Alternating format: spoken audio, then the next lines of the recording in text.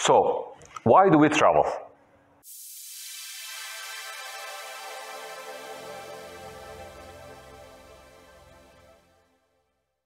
Modern world has been just contemplating about this question, and we have to find its roots back in history. Let's go back. Long time ago, Adam and Eve had descended from heavens to earth, but not the only case. It was a kind of travel. We have Noah's Ark, and whoever could board on a ship traveled from a point to another. And comes Moses. In Exodus, he took his people from Egypt to the Promised Land. And then comes Jesus Christ. After spending his childhood in Egypt, he travels from Nazareth to Bethlehem and other spots to give his sermons. And then comes Prophet Muhammad.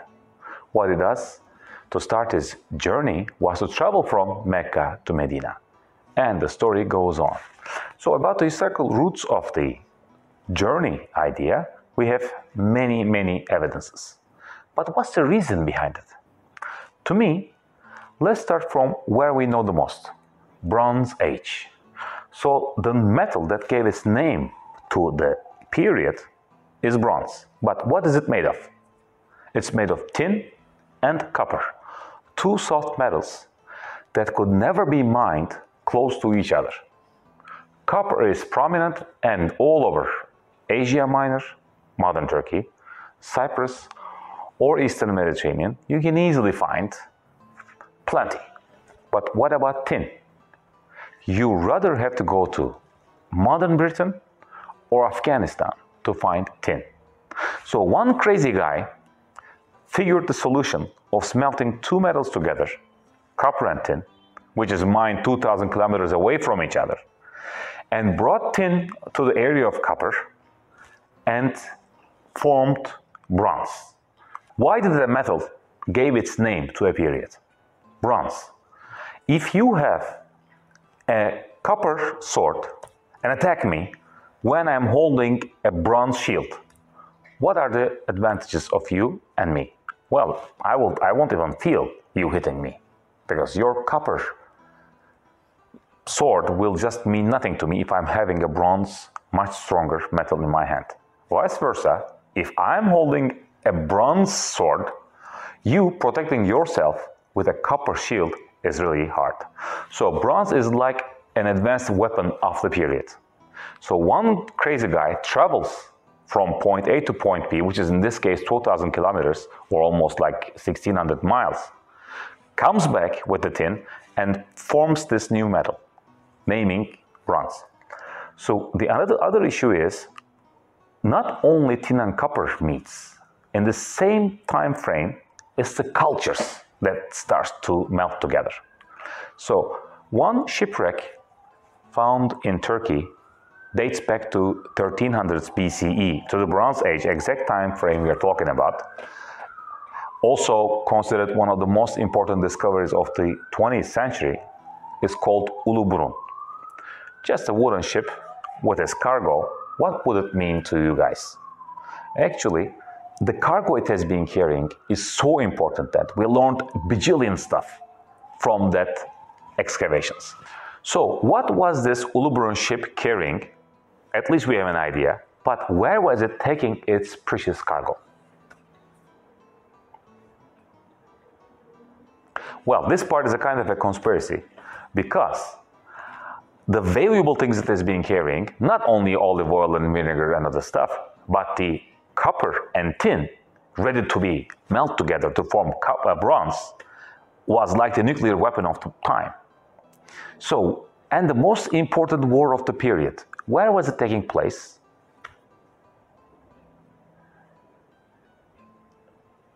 Well, the first war between East and West was taking place at the very moment the ship had sunk. We are talking about approximately 1184 BC. So, Greek city-states, first time in their life unified, was fighting against Troy, not alone, but with all Asia Minor and Middle East fighting against them.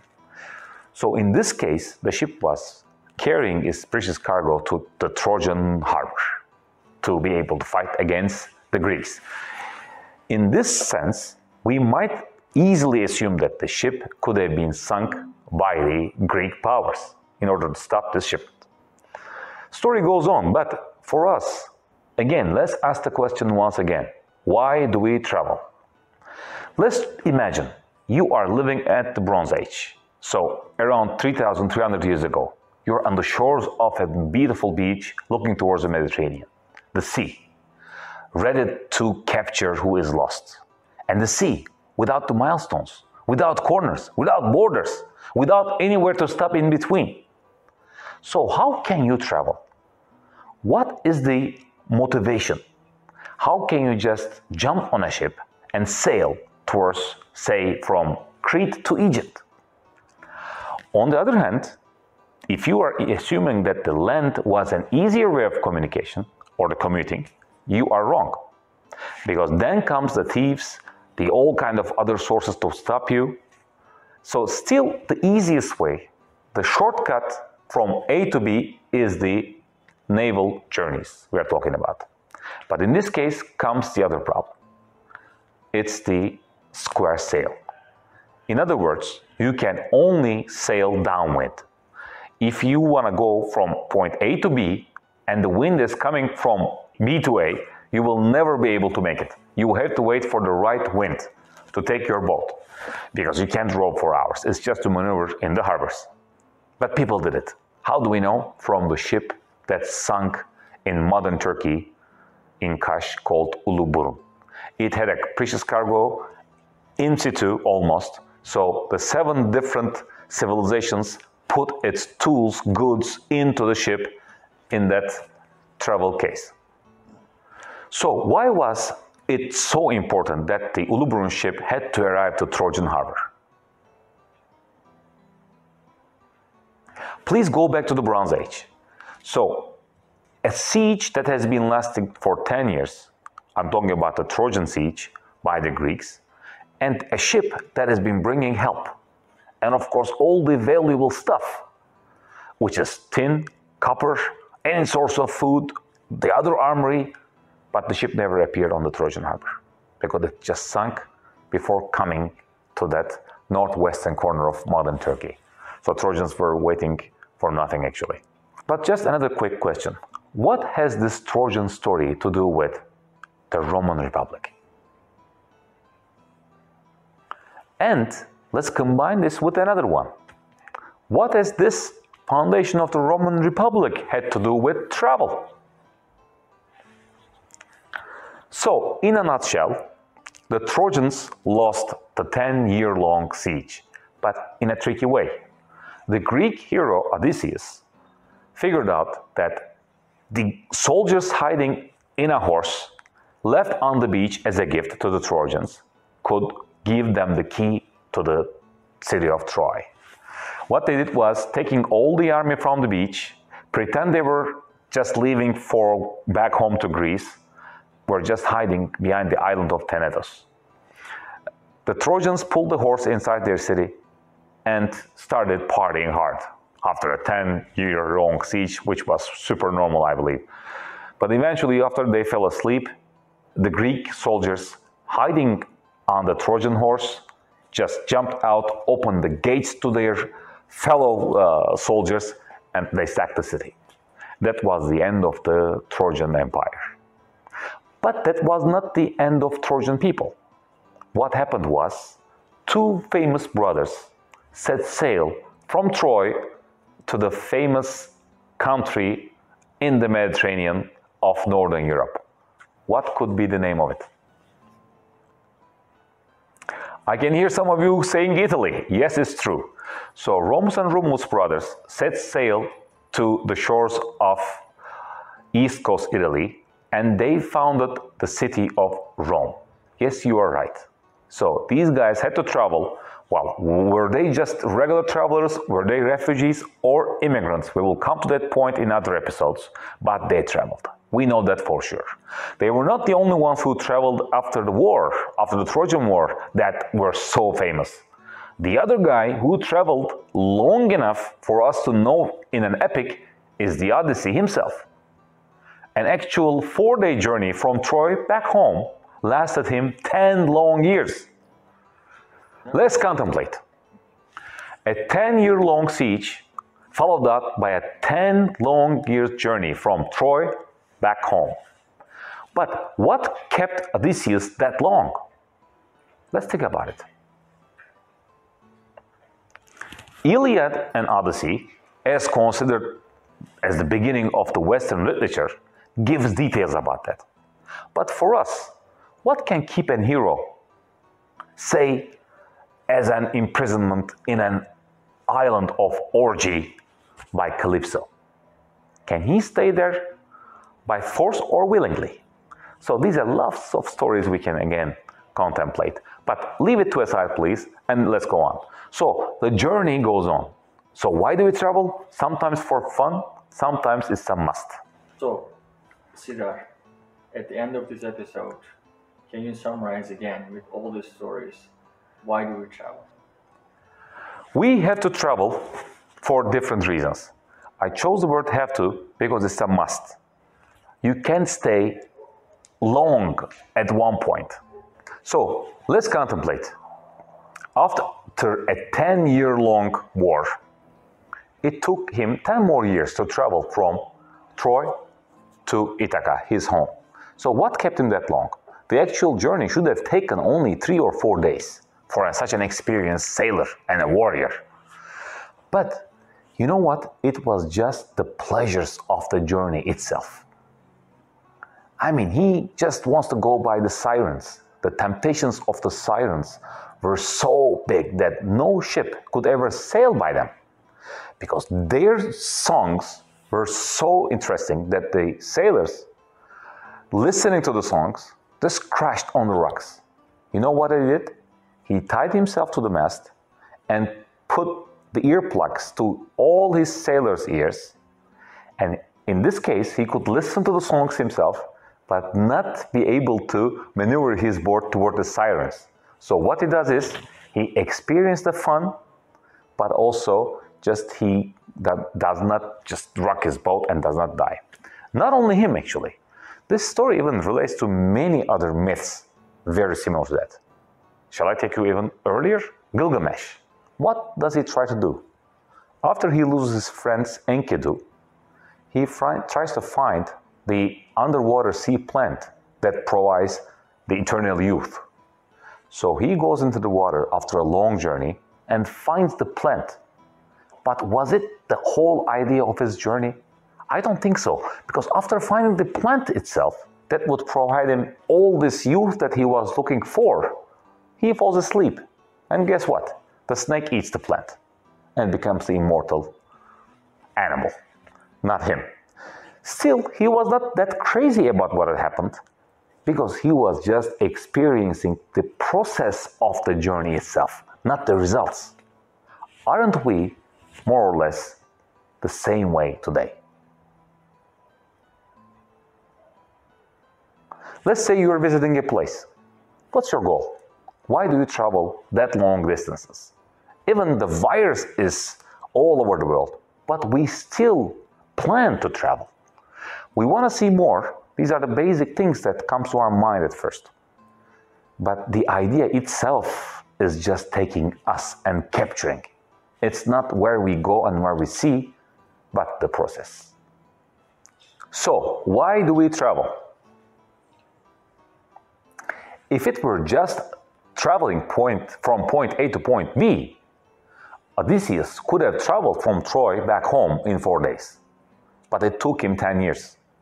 So in this case, he enjoyed the journey. He enjoyed the Aegean. By the way, you should experience that stuff once in a lifetime too, by the way. And that's why he couldn't manage to do it in only 4 days, but 10 years. Or on the other case, go even earlier to Gilgamesh, the first epic on earth. From all his efforts, at the end he finds the seawater plant that provides him the eternal youth. And then what he does? He takes it up to the surface, takes it to the shore, and falls asleep next to it. And comes a snake and eats it. So then what? Although the reason usually seems obvious, it's not the goal. So the plant itself is not the goal. Going back to home where he belongs to is not his goal. The idea is to travel itself. The process is what the ancient heroes always meant. Let's think about it today. Why do we travel? Assume you have been planning a journey for the last 2 years. Okay, let's wait this pandemic to get finished and I want to go and see this. What is your goal there? To be in the Caribbean or to have that process of going and enjoying? You gave lots of examples from the history that people traveled for different reasons, but you actually hinted at something that they have in common. What did they have in common? So, let's wrap it up. Since the beginning, people have traveled. We started with Adam and Eve, and we continued with the Moses. We added up Jesus Christ. We added Prophet Muhammad, and we added St. Paul's journeys that all took place in the Mediterranean area. And then comes the Trojans going and finding the new country for themselves, which is Italy, modern Rome. And then comes like bajillion more examples. So what do they have in common is this. Without travel, there is no philosophy that could be invented. And without that infrastructure, you cannot build anything on top. That's why you have to travel. Perfect. So, let's give this example at the end. We might use this. We don't know. Tamam. Isn't this the critical thing, that some crazy person traveled and then that person smelted tin and copper and basically changed the civilization? Definitely. If there's an invention, there is a traveler behind it. There should be one guy going from point A to point B where he doesn't belong to and find something else that his place doesn't have. Doesn't only be tin and copper combination. Let's take the philosophy part. Let's take the medicine part. If the Arab world did not translate all the Greek knowledge into Arabic, whatever we know today would have been gone. And then comes the Western travelers getting the know-how from the Arabic guys to the Western literature and chemistry and philosophy. So that's a chain reaction, but we need guys to move. We need guys to travel in order to combine and have that chain reaction. Perfect. Give me one more example that another crazy guy traveled in the history and changed the course of civilization. So let's assume gunpowder. It had already been there, being used in China for hundreds of years. But nobody knew that. And they were just using it for fireworks. And one crazy guy travels and brings the gunpowder and builds the huge weapon, which was again the nuclear weapon of the Middle Ages, which is the cannon. And another guy travels, this time from China to West, bringing the silkworms and introduces silk to the Western world. So these are vice versa examples, but the main source is still the same. Travel as a philosophical act. Thanks for watching, guys. So if you liked this video, please let us know somehow.